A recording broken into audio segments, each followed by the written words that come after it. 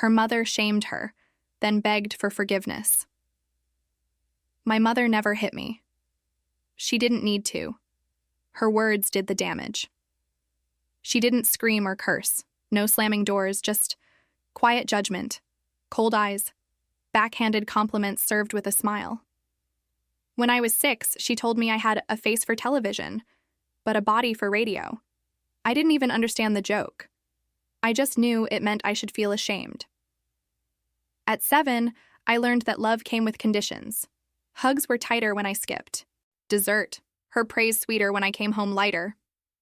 By 10, I'd memorized every diet she ever failed. By 11, I was skipping lunch at school because I thought hunger meant discipline. She said she was protecting me, that the world was cruel and she was preparing me for it. But it wasn't the world that hurt me first. It was her. She measured my body like it was a project, weighed me like I was a problem to solve, shamed me into silence, groomed me to believe that if I wasn't beautiful, I didn't deserve kindness. Now I'm grown. I lost the weight. I reshaped my body. But not the part of me that still hears her voice every time I look in the mirror. And the irony? Now that the world sees me as beautiful, my mother wants to be close. She calls me proud, brags about me to strangers, says she always believed in me. But where was that love when I was just a little girl begging for her approval? This is the story of how my mother shamed me into hating myself, and what happened when she came back, begging for forgiveness. She wasn't born broken, but her mother taught her to feel that way. Rachel's earliest memories weren't of laughter or lullabies. They were of disapproval. Not the screaming kind, the quieter, more surgical kind, the kind that hides behind smiles and tight lips, the kind that doesn't raise its voice, but cuts deeper than any scream ever could. From the age of 6, Rachel knew her body wasn't something to be celebrated, not because she felt uncomfortable in it, but because her mother did. Janet was the kind of woman who called herself a realist. She'd say things like, "I'm just helping you before the world gets cruel." And so the cruelty started at home. When Rachel wanted a second slice of birthday cake, her mother tilted her head and said, "Don't you think you've had enough?" When school photos arrived, Janet would sigh, flip the envelope shut, and mumble, "We'll try a different angle next year." When shopping for clothes, she would whisper in the dressing room, "If you don't want the other kids to laugh, maybe don't choose that one." But perhaps the most painful part wasn't what her mother said. It was how she said it. With love, with concern, as if it was all for Rachel's own good. By the time Rachel was 9, she'd already learned to suck in her stomach for family photos. By 12, she was hiding snacks in her pillowcase. By 14, she had memorized her calorie app better than any school subject. And all the while, Janet never stopped. Every meal was monitored. Every pound gained was a reason to withhold praise. Every pound lost was met with temporary approval and a new condition to meet. Rachel didn't grow up trying to be healthy. She grew up trying to be worthy. But worth was conditional. Conditional on fitting into jeans her mother approved of, on walking past mirrors without crying, on being the pretty girl Janet never got to be. The worst part? Rachel believed her. She believed that her body was the reason she didn't get invited to sleepovers. That her thighs were why boys didn't look at her. That if she could just lose the weight, her mom would finally hug her without that polite stiffness. Because deep down, all Rachel ever wanted wasn't to be thin. She just wanted her mother to look at her the way other moms looked at their daughters, with pride. But all she ever saw in Janet's eyes was disappointment in disguise. What love looked like in her house. Rachel was 8 when she realized love came in measurements. The measuring cup, the bathroom scale, the inches around her waist. Her mother said it was all about discipline, about health, about making sure you don't suffer the way I did. But Rachel never remembered her mother suffering. She only remembered her mother watching her at dinner, judging every bite, watching her change clothes and suggesting, maybe try the black top, it's more slimming, watching her during school performances, clapping for the other girls louder. Janet didn't scream. She didn't call her names. That would have made it easier to label as abuse. No, her weapon was subtlety. She'd say, "You want to wear that? That's brave. I'm just worried about your health, sweetheart. You've always had such a pretty face. If only..." And Rachel would nod, smile, laugh sometimes. She had to, because when she didn't, her mother would pout and say she was too sensitive. "Why do you always make me the villain, Rachel? I'm just trying to help you." So Rachel became the problem, the ungrateful daughter, the one who cried too much and ate too fast and looked too big in family photos. She started hiding food, not because she was hungry, but because eating in secret felt like rebellion. Cookies tasted sweeter when eaten in silence behind a closed door. And then came the guilt, the shame, the desperate exercise to undo it all. By 12, Rachel had memorized her caloric intake better than her class schedule. By 13, she was taking diet pills from gas stations. At 14, she fainted in gym class and blamed it on the heat. Her mother picked her up from school that day and said, "See? I told you your body couldn't handle this." Not a hug, not concern. Just another moment to reinforce the shame. Love, in her house, was a transaction. You give compliance, you get approval. You shrink, and you're allowed to be seen. Rachel knew this wasn't normal, but she didn't know how to escape it. She wasn't abused in the traditional sense. No bruises, no broken bones, just a bleeding spirit. And so, she told herself the only story that made sense. If I just become the daughter she wants, maybe then she'll love me the way I need her to. She didn't know she'd spend the next decade trying to achieve that impossible goal. Because her mother's approval wasn't a finish line, it was a moving target, and Rachel was running toward it with broken legs. When her body changed, but the shame stayed. Rachel was 17 when, she lost her first 20 pounds. It wasn't intentional. She just stopped eating lunch, not as a protest, but because anxiety had swallowed her appetite. Every time she sat in the school cafeteria, she imagined her mother's voice whispering, "You don't need that. Remember what the doctor said about your cholesterol," even though no doctor had said anything like that. And as the pounds came off, something strange happened. Her mother smiled more. Not the cold, tight-lipped smirks Rachel had grown used to, but real, open smiles. Praise dripped from Janet's mouth like honey.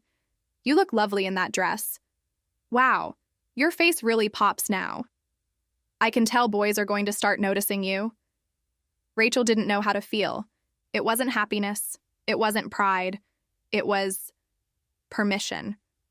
Permission to exist, to be noticed, to speak without being reminded of her size. The shame hadn't left. It had just shifted. Now it whispered, "You're only worthy if you keep shrinking." And so she did. She started running every morning, cut her calories to 800 a day, pretended to eat dinner by moving food around the plate until her mom looked away. She loved the compliments, craved them, but beneath the validation, there was rot. Every time Rachel stood in front of the mirror, her mind was louder than ever, not because she still felt fat, but because she'd learned to hate herself, no matter the number. Loose skin formed where curves used to be. Her period stopped. Her hair thinned, but her mother was glowing with pride. "I always knew you'd bloom. You just needed to put in the work." As if her suffering was a requirement for being loved. Rachel wanted to scream, but instead she smiled, because to stop smiling would be to stop receiving love. And love, even conditional love, was better than the silence she grew up with. Or so she thought. The daughter she became, and the girl she buried college gave Rachel something she never had before. Distance, hundreds of miles from home. A new dorm, a new life. A chance to be someone other than Janet's daughter. And at first it felt like freedom. She wore what she wanted, ate when she was hungry. No one commented on her body, because no one knew who she used to be. But freedom is fragile when you've lived your entire life in a cage. At night, she still heard her mother's voice. "That's too much bread. You're getting soft again. Don't ruin all your progress. So she kept dieting, quietly, started taking progress photos, tracking every inch. Her roommate once called her disciplined. Rachel laughed. Discipline. That's what they always called it. Not obsession, not fear, not damage. By her second year, Rachel had become what everyone else envied: thin, polished, popular. She had over 40K followers on social media, posting wellness tips and meal preps. People messaged her daily. Your goals. But if they looked closer, they'd see it wasn't health. It was war. Every morning she weighed herself. Every afternoon she ran, until she felt dizzy. Every evening, she skipped dinner and took sleeping pills to silence the cravings. And her mother? Now she bragged. Rachel's the fit one in the family. My daughter's practically famous on Instagram. You should see her before pictures. What a transformation. Rachel wanted to disappear, because what no one realized was the before girl in those pictures. That was the only version of her that had ever been real, flawed, scared, hungry, desperate, but honest. This new version was a mask. One she wore so tightly, she couldn't breathe underneath it. Rachel didn't feel proud. She felt like a fraud. And the worst part was knowing, if she ever slipped, if she ever gained it back, all the love would vanish, especially her mother's. When the applause faded and the silence got louder, Rachel's online fame peaked at 25. Brand deals, sponsorships, speaking panels about self-discipline. But inside, she was unraveling. Her relationship with food had become terrifying. She wasn't eating to live. She was eating to survive criticism. And when the praise began to slow, she panicked. She tried eating less, working out more, cleanses, fasting, laxatives. Nothing worked. Her body had reached its limit. And then the weight came back. Slowly at first, a few pounds, then 10, then 15. She cried every morning, stopped posting, avoided mirrors, canceled plans. The silence from her mother was deafening. Janet didn't say anything cruel. She didn't have two, just one long stare when they saw each other. One tight smile followed by, "Are you doing okay, sweetheart?" Rachel could hear the real question. What happened to your body? What happened? She got tired of starving for love, but she couldn't say that out loud. So she did the only thing she knew. She disappeared. Deleted her Instagram, quit her job, moved into a tiny studio apartment. She thought if she could strip it all away, the noise, the followers, the masks, maybe she'd find herself, again. Instead, she found emptiness. Because her entire identity had been built on shrinking. And now, without the applause, without her mother's approval, she didn't know who she was. All she had was silence, and a reflection she didn't recognize. The call that reopened everything. Rachel hadn't spoken to her mother in nearly a year when the phone rang. It was 11:46 p.m. Her first instinct was to ignore it, but something in her gut told her to pick up. Hello? Rachel, it's Mom. Her voice sounded small, not judgmental, not cold, just tired. There was a long silence before Janet finally said it. I saw one of your old videos today. From when you were doing interviews, you looked happy. Rachel didn't know how to respond. She wasn't happy. She was starving. She was dying inside. Janet continued. I just wanted to say, I don't know if I ever told you this, but I was hard on you. Too hard. That wasn't what Rachel expected. I just wanted what was best. I didn't want you to be like me. But I think I pushed you to hate yourself. And I'm sorry, Rachel. I really am. Rachel felt like the air had been knocked out of her chest. She had waited her entire life to hear those words. And now that they came, she didn't know what to do with them. She wanted to scream, to cry, to say, you broke me. But all she said was, I know. Because healing wasn't a straight line. And some wounds, even when apologized for, still ache. When forgiveness felt like betrayal, Rachel didn't sleep that night. She replayed her mother's voice in her head over and over. "I think I pushed you to hate yourself. I'm sorry." The words sounded sincere, tired, real. But the child inside Rachel, the little girl who used to cry in department store dressing rooms, didn't believe them. Forgiveness was complicated, because how do you forgive someone for a wound they never acknowledged while it was bleeding, for a lifetime of micro-cruelties, for smiling while slicing your self-worth? She sat on her bed for hours, scrolling through old photos on her phone, childhood birthdays, vacations, graduation. In almost every one, her mother stood next to her, beaming. To the outside world, they looked inseparable. But Rachel remembered how those photos felt. Behind each smile was a command. Suck it in. Behind every hug, don't ruin the photo with your posture. Behind every proud moment, you'd look even better if you dropped 5 more pounds. And now, that same woman was asking for grace. Rachel knew what the right thing was. To forgive.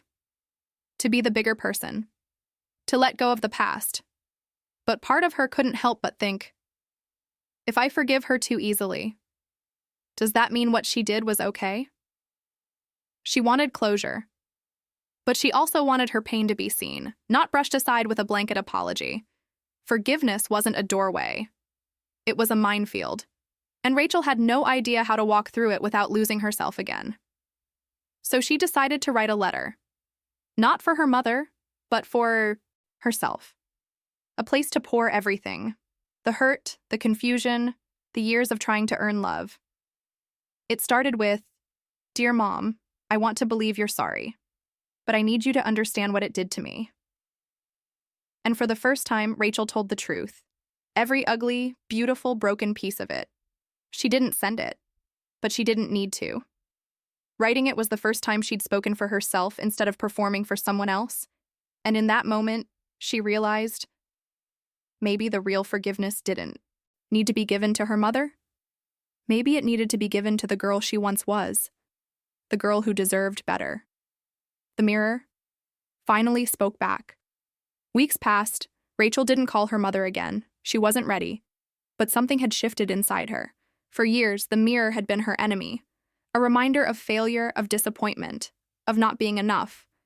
Now it was something else, not a source of truth, but a witness. It had seen every version of her. The chubby child sucking in her stomach, the starving teenager counting every bite, the perfect influencer pretending to be healed, the adult woman staring at herself wondering who she really was. And for the first time in years, she stood in front of it, not to judge, not to measure, but to listen. She didn't suck in, she didn't pose, she just stood there, loose skin, stretch marks, soft stomach, eyes tired, but clear. She whispered, "You survived all of it. You were never the problem." And the silence in the room felt peaceful. She remembered her mother's voice again. But this time it didn't sting. It sounded small, almost like a memory of someone else's pain projected onto her. Rachel had spent her whole life trying to be the version of herself her mother wanted. But that version never truly existed. It was built from fear, from rejection, from the belief that love had to be earned by being small, agreeable, compliant. Now Rachel didn't want to be small anymore. She wanted to be whole. That night, she took down the last before and after photo hanging on her wall. She deleted the weight tracker app. She burned the folder of old diet plans in the kitchen sink. Not as revenge, not as rage, as release. Because real healing doesn't scream. It exhales. And for the first time in her life, Rachel breathed without guilt. The conversation that changed everything. Rachel's mother showed up without warning. A knock at her apartment door on a quiet Sunday morning.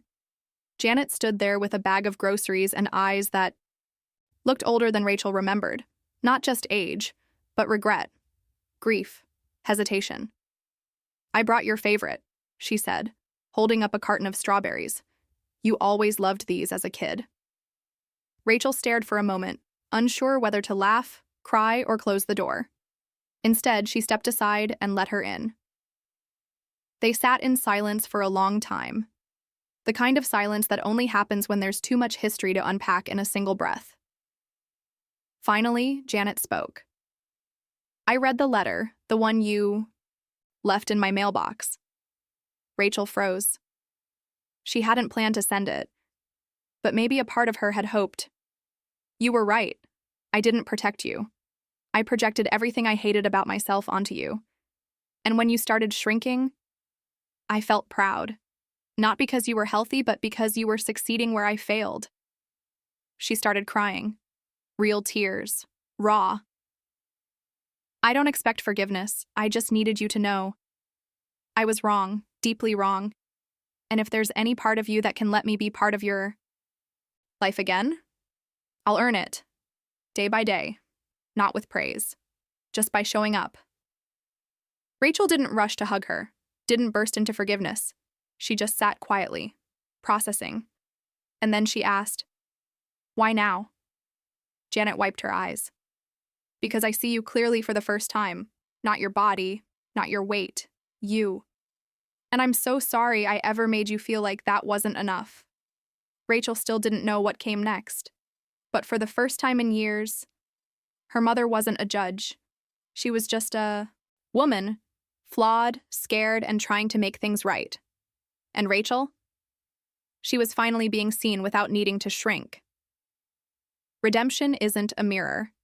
It's a voice you reclaim. Rachel still struggles. There are days she skips lunch without thinking. Days she catches herself judging her reflection. Days her mother slips back into old habits and they have to start again. But healing isn't a destination. It's a decision. A daily one. Now, Rachel defines herself in ways her mother never taught her. She's not fit. She's not recovered. She's not perfect. She's aware. Aware of the lies she inherited, the wounds she absorbed, the war she survived. She no longer lets mirrors decide her worth. She no longer starves to be loved. She no longer believes that shame is a form of care. She and her mother talk more now, but with boundaries, real ones. Rachel doesn't try to be the daughter her mother dreamed of. She tries to be the woman the little girl inside her needed. Kind, soft, honest. She speaks, at schools now.